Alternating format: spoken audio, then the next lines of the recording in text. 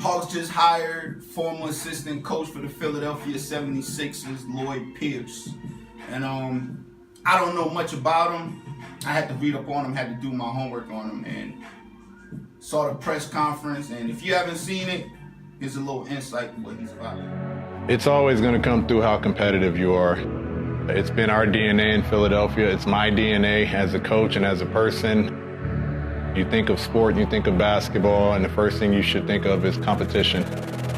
You know, we're going to focus on competition, we're going to focus on repetition. Can we create daily habits of competing? Can we create daily habits that are, for us, just trying to win the day? How much better can we improve? How much better can we focus on individual and team talent and that growth? I think that's the one thing we're looking forward to most.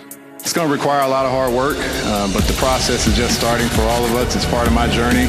I'm going to enjoy the journey as much as I can, and I hope we can bring the entire city of Atlanta, the organization, the fans, and the players along with that.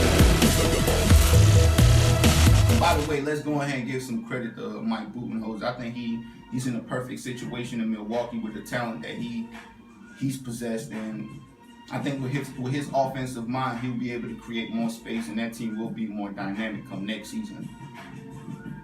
But now we're talking about the new head coach, and I'll be honest with you, I was rooting for Mark Jackson to come to the city, because I think there's one thing that every coach needs to have, and I like to call it the Brad Stevens mantra of always giving your players the maximum confidence as a coach to let them know that you do trust them, and finding guys' roles early in the season and making sure that you have your lineup and your rotation set, and making sure that you trust guys. And that's key to being a great head coach and a successful head coach in the NBA, is the trust that you have with your players. And once again, I'm rooting for Lloyd Pierce, and I hope he does great things for the city of Atlanta and for the Atlanta Hawks.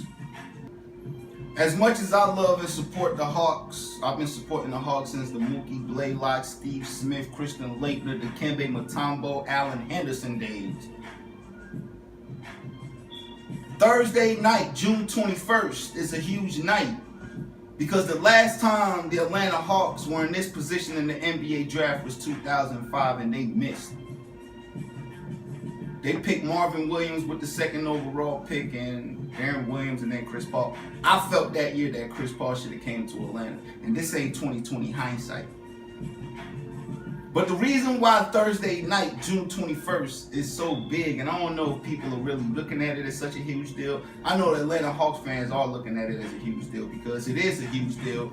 The Atlanta Hawks have potential to land a superstar in the making, and that player is Mohamed Bamba out of Texas. I compare him to Anthony Davis, but more durable. His defense is already a lock. He's a game changer on the defensive side of the ball. But his upside on the offensive side of the ball is what's so scary, because I think he has every tool. I was close to trying to compare him to say he will be a Kevin Garnett, Kevin Durant type of player, because he's going to be a 7-foot center with the handles of a guard and the ability to be able to stretch you out to 30 feet. I think he's going to be able to have that capability, and I think he's just going to be unstoppable.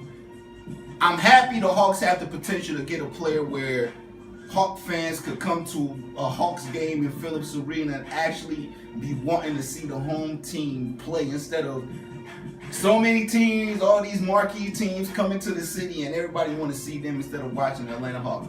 That's got to change, and that changes Thursday night with the 3rd overall pick.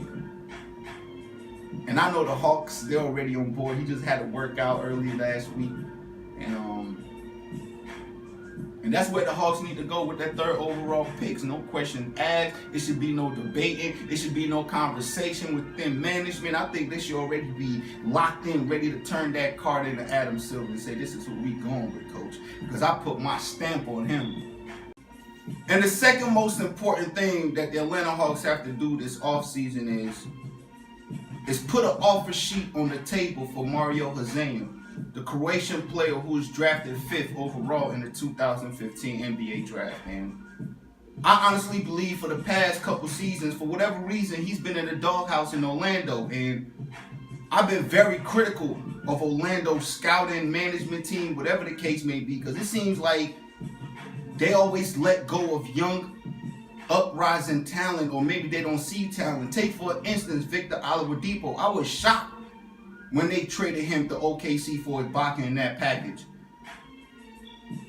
And if I'm the Atlanta Hawks, at some point I got to spend money on a young talent if I see what that talent could be. And I'm going to put my name on Mario Hezonja, and I've been putting my name on him. And if you watch any kind of clip when he's given opportunity to play games, he is a game changer. He could play both ends. He has great defensive instincts, and he's a creator and a playmaker on the offensive side of the ball. And he's 6'8" with leaping ability. And he has the confidence of cockiness. He used to call himself Kobe. I think that was the main reason why I was sold on him, because how Kobe influenced him so much in his game, man. And I honestly believe that's the second most important thing that the Hawks have to do this offseason is put an offer sheet on the table that the Orlando Magic do not want to sign, because he's still a restricted free agent. The Hawks, you got to make that move. And the third most important thing that the Atlanta Hawks have to do is they have to change these jerseys. I've been highly critical about these jerseys because, for one reason, you build a strong fan base, with having stability when it comes to your jerseys, because it seems like every year the Hawks are trying to find which jersey they're going to go with, and it's actually been pathetic, to be honest with you, man. The changing of the jerseys every year has got to stop. It's got to stop. And these jerseys, they have to go. And I prefer these. I like the logo. I like these colors right here. And I think these got to be the main colors for the Atlanta Hawks going forward. And they need to stop changing the jerseys. It's irritating. Like, every year, how you supposed to be supportive of a team where every year there's new jerseys coming out? Like, that shit got to stop. It has to. That's why it's so hard for free agents to come to Atlanta. I think one of the main things is the jersey. It's not the city. It's the jerseys. It'd be some ugly jerseys that I don't think a star would want to wear. We all know Dwight Howard came. He thought he was going to get a home cooking. Instead, we got something out of the fridge and put it in the microwave for him. And then he went ahead and went to Charlotte as a free agent. Like, we got to get rid of these jerseys. Seriously. And like, I honestly feel, I think these jerseys right here will stick. These jerseys will stick. Atlanta is too big of a city. It's too diverse of a city for the basketball team to be wearing these. I'm being honest. I don't know if I might hurt some people's feelings about me being honest, but these jerseys are ugly. And that's it. And I hope the Hawks take my advice, because this is a huge year. Having a third pick in the NBA draft is no joke.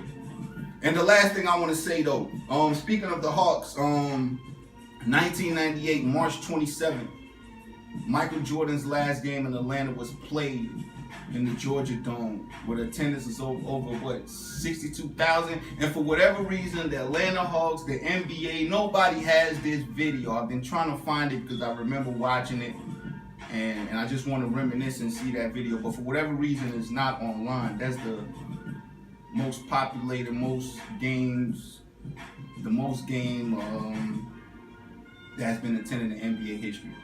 They got to put that video up. Post Rage Sports, and I'm out.